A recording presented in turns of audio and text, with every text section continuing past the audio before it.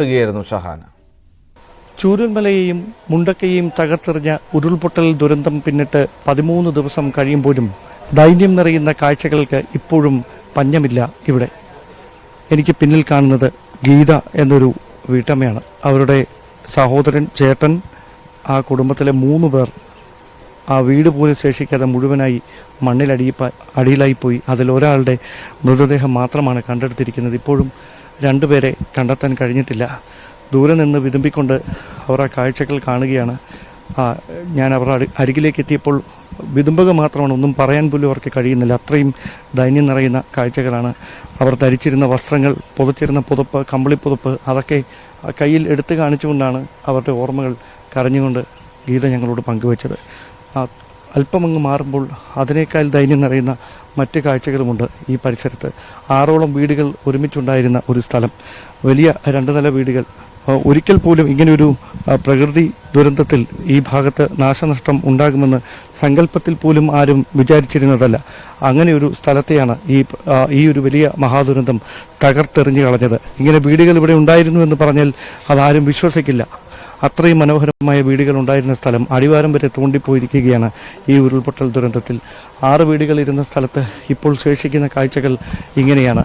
തൊട്ട് സമീപത്തായി ഒരു വീടിൻ്റെ മുകളിൽ ഉണങ്ങാനായി വിരിച്ചിട്ട ബെഡ്ഷീറ്റുണ്ട്. പക്ഷേ അവിടെ നിന്ന് ഇനി അത് എടുത്തു മാറ്റാൻ അവിടെ ആരുമില്ല.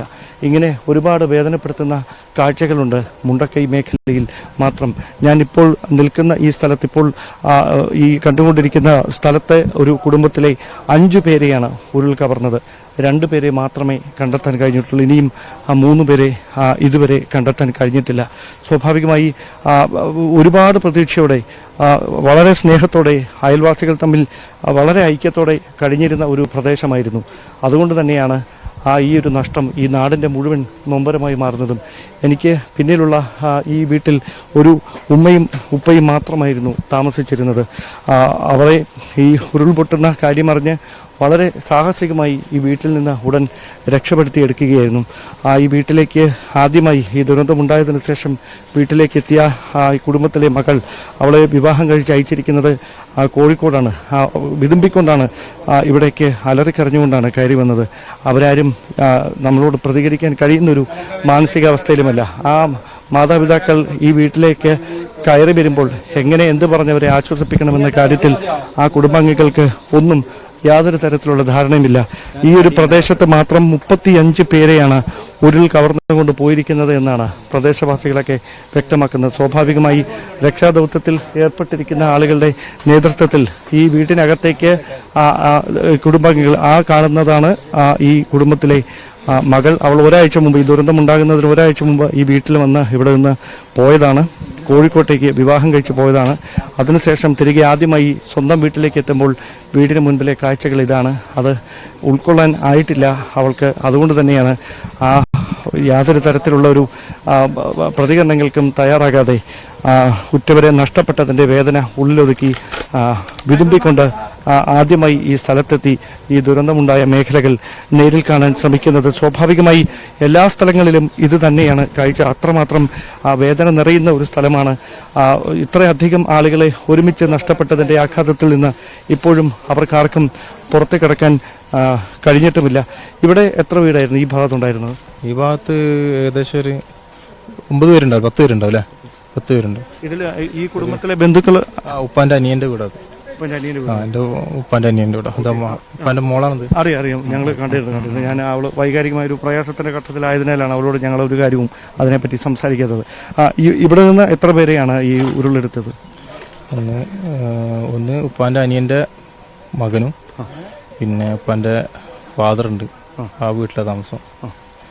പിന്നുള്ളത് പിന്നെ ഉപ്പാന്റെ അനിയന്റെ വൈഫ് ഉണ്ടല്ലോ ഇവിടത്തുള്ള, അതായത് ആമാന്റെ അനിയത്തിന്റെ ഒരു മോന്, ചെറിയ മോനുണ്ട്.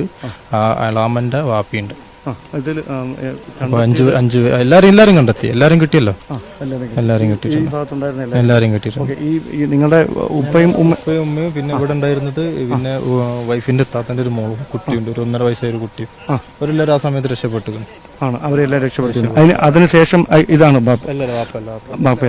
അവരെ ബന്ധുക്കളാണ്. അവർ ഈ ദുരന്തത്തിന് ശേഷം ആദ്യമായിട്ടാണോ ഞങ്ങൾ ഫസ്റ്റ് വരിക? ഇവരെല്ലാരും നമ്മളവിടെ ഹോസ്പിറ്റലിലായിരുന്നു. കോഴിക്കോട് ഹോസ്പിറ്റലിൽ അവരെങ്ങനെ മെഡിക്കൽ കോളേജ് ഞങ്ങൾ അവിടുന്ന് ഇപ്പോൾ കൊണ്ടുവന്നത് ഏകദേശം സമാധാനമായപ്പോൾ ഞങ്ങളൊന്ന് കൊണ്ടുവന്നത്. കാണിക്കാൻ വേണ്ടി കൊണ്ടുവന്നത്? കാണിക്കാനല്ലേ, നമ്മളെ സാധനങ്ങൾ എടുക്കാനൊക്കെ ഇതിൻ്റെ ഉള്ളിലല്ലേ ഉണ്ട്. ഓക്കെ. എന്തെങ്കിലും ഇത് എടുക്കാൻ കഴിയുന്ന എടുക്കാൻ കഴിയുന്നൊക്കെ എടുക്കാം. അതിൽ ഫാദർ വന്നോട്ടെ, എന്നിട്ട് അതിന് വെയിറ്റ് ചെയ്യണം. അപ്പൊ എവിടേക്കാണ് ഇവര് മാറുന്നത്? അങ്ങനെ എന്തെങ്കിലും ഇപ്പൊ ഒന്നും ഡീറ്റെയിൽസും തീരുമാനമായിട്ടില്ല. അപ്പൊ ഇപ്പൊ അവര് ക്യാമ്പിലാണ്. ഞങ്ങളെ കൂടെ അവിടെ ഒരു വീട്ടിലുണ്ട്, നരിക്കുനി ഒരു വീട്ടിലുണ്ട്.